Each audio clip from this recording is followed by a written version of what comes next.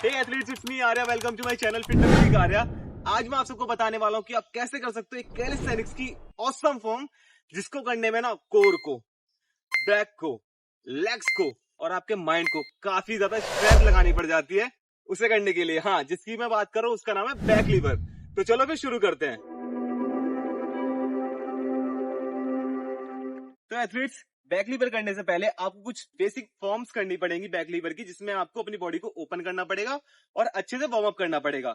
जिसमें आप कर सकते हो लाइक जंपिंग जैक्स, ठीक है, हाई नीज, ठीक है, और हाँ, one of the best exercise आपकी पूरी बॉडी के लिए जो कि है बर्पीज। आपको कितनी करनी पड़ेगी? कम से कम 10 करनी पड़ेगी बैक लीवर करने के लिए, जिससे आपकी स्टेमिना, स्ट्रेंथ और आपकी मोबिलिटी और आपकी फ्लेक्सिबिलिटी ये काफी ज्यादा इनहेंस होगी। हे एथलीट्स, मैं आपको एक चीज और बता दूं, ये जो ट्यूटोरियल मैं बना रहा हूँ इसको मैं बहुत इजी तरीके से और बिना कोई साइंटिफिक लैंग्वेज को यूज किए बना रहा हूँ, जिससे आपको प्रॉब्लम नहीं होगी और आप इजी तरीके से समझ पाओगे। देखो, जो ज्यादातर लोग गलतियां करते हैं उसमें क्या करते हैं, पोल को ऐसे पकड़ते हैं ऊपर की तरफ, जबकि ऐसे नहीं पकड़ना। आपको अपना जो अंगूठा है ना उसको पोल के नीचे रखना है और अपनी चारों उंगली ऊपर रखनी है, और आपकी हथेली का ये वाला हिस्सा आपको पोल पर रखना है ऐसे, ठीक है, ना कि ऐसे पकड़ना है। नहीं, आपको ऐसे भी नहीं पकड़ना पोल, आपको ये वाला हिस्सा आपकी हथेली का यहां रखना है, अंगूठा नीचे, और इस तरीके से पोल को पकड़ना है, जिससे आपकी बैक लीवर की ग्रिप सबसे ज्यादा स्ट्रांग होगी। तो चलो, पहली जो चीज है ना बैक लीवर की, जो कि अभी अभी जो हम कर रहे हैं, ये सारी मोबिलिटी एक्सरसाइज है, कोई ये स्टेप नहीं है।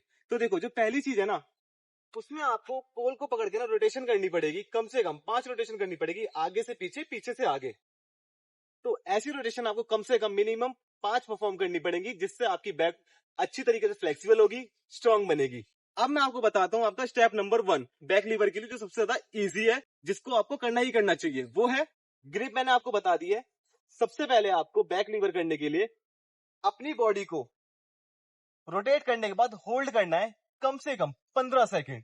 बैक लीवर में सारा खेलना होल्ड का है, जितना होल्ड करोगे उतनी अच्छी पावर गेन होगी और उतने अच्छा बैक लीवर कर पाओगे। तो चलो फिर, रोटेशन लेने के बाद आपको होल्ड करना है। एक होल्ड आपको यहाँ करना है 15 सेकंड का, एक होल्ड करना है आपको यहाँ 15 सेकंड में, जिसमें आपके पैर आपकी चेस्ट के पास तक रहेंगे, ज्यादा दूर लेके नहीं जाने, पास रखने। ओके, तो 2 रोटेशन ये थी। अब जो आपका सेकंड स्टेप है, इसमें आपको क्या करना है, अपने पैरों को अपनी चेस्ट से थोड़ा सा दूर करना है, जिससे आपकी बॉडी में काफी अच्छी स्ट्रेंथ गेन होगी और हाँ, बैक लीवर भी इजी तरीके से कर पाओगे। आपको इस तरीके से इस फॉर्म पर कम से कम 15 सेकंड होल्ड रखना है, जिससे आपकी बैक लीवर के लिए आपकी बॉडी में मोबिलिटी आएगी, स्ट्रेंथ गेन होगी और हाँ, कैलिस्थेनिक्स में अलग अलग चीजें भी आप अचीव कर पाओगे। लाइक आपका प्लंज हो गया, जो कि बहुत एडवांस फॉर्म हो जाती है। दूसरी जो है वो है आपका फ्रंट लीवर, और कई सारी ऐसी चीजें जो आप कैलिस्थेनिक्स में इजीली कर पाओगे अगर आपका बैक लीवर स्ट्रांग है। तो थर्ड स्टेप है आपका, जब आप अपने पैरों को टक करना सीख गए हो कम से कम 15 सेकंड, तब आपको क्या करना है, एक पैर को स्ट्रेट रखना है और एक पैर को उसी जगह पे टक करके रखना है, जिससे बैक लीवर में आप एक तो अच्छी फॉर्म अचीव कर पाओगे और अच्छे तरीके से बैक लीवर को परफॉर्म भी कर पाओगे। इस फॉर्म पर आपको कम से कम 15 सेकंड, हाँ, हर फॉर्म में आपको 15 सेकंड होल्ड करना ही करना है। अगर नहीं कर पाओगे तो बैक लीवर नहीं कर पाओगे इसी तरीके से। सारा का सारा खेलना इसमें स्ट्रेंथ का ही है, और जितना होल्ड पावर आपका स्ट्रांग है उतना ही अच्छी तरीके से आप ये सारी फॉर्म कर पाओगे। अब हमें क्या करना है, अपने पैरों को वाइड करना है बैक लीवर में, और आपकी चेस्ट एकदम स्ट्रेट रहेगी, आपके पैर एकदम वाइड रहेंगे, और हाँ, आपको सामने की जगह थोड़ा सा नीचे की तरफ देखना है। सामने भी नहीं देख पाओगे क्योंकि आपकी नेक इतनी स्ट्रांग नहीं है, आपको नीचे की तरफ देखना है इस तरीके से। तो करना कैसे है, देखो,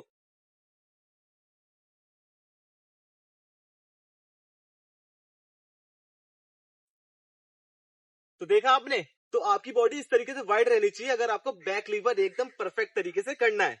तो एथलीट्स, अब हम करने वाले हैं हमारा लास्ट स्टेप, जिसमें आपको अपने, जो मैंने आपको भी चारों स्टेप बताए, अगर आप उन सबको इंक्लूड कर दोगे उसमें, तो आप वो लास्ट का स्टेप बड़े इजी तरीके से कर पाओगे और बैक लीवर को अचीव कर पाओगे।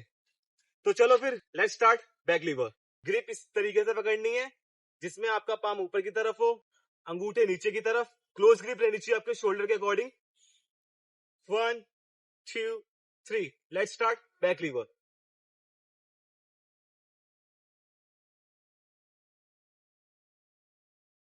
तो ध्यान रखना, एक मस्कुलर बैक के साथ अगर आपको बैक लीवर भी आता है ना, तो आपकी मस्कुलर बैक तो हो ही गई है, प्लस आपकी एक न्यू स्किल भी ऐड हो गई है आपके वर्कआउट रूटीन में, तो चलो hit like and do subscribe my channel fitness freak आ रहा है। फिर मिलता है एक नई ऑसम वीडियो के साथ, तब तक के लिए बाय। तो एथलीट्स हमारे सारे स्टेप हो चुके हैं, हम थर्ड स्टेप तक।